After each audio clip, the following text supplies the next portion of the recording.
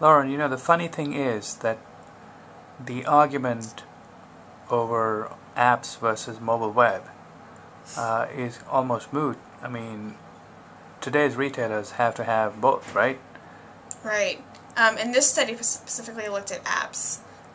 There were a good amount, almost half of the smartphone owners polled had downloaded a retailer's app, which is great. That shows that they are, looking to these brands and retailers for help in store. But then the study also found that only, a small percentage of them, the app had actually helped them make a purchase, come up with all the different price options, and it helps them through the process of purchasing something.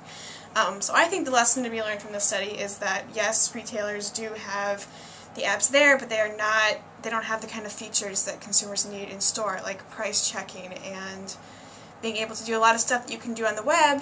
That whole functionality needs to be ingrained more in these shopping apps. Obviously, this is first generation for most retail apps. Right, and a lot of them haven't been in the space for a long period of time, which also is something to consider. This is their first stab at it, which is fair enough, but I think in order to compete, they're really going to have to up it a little bit. And what about the fact that, if you look at an app from Amazon, it's highly sophisticated.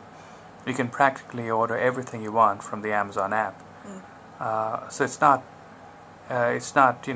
impossible to envision that most retail apps will function as well as the e-commerce sites in a year or two, right?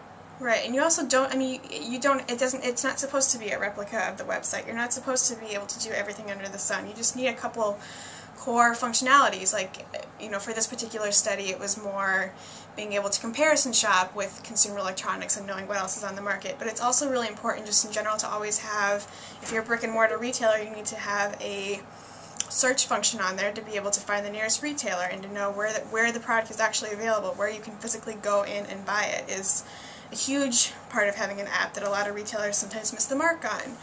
So stuff like that is just central. You don't necessarily have to copy a website, directly, your company's website directly to an app, but it's something to keep in mind that there are certain things that are important.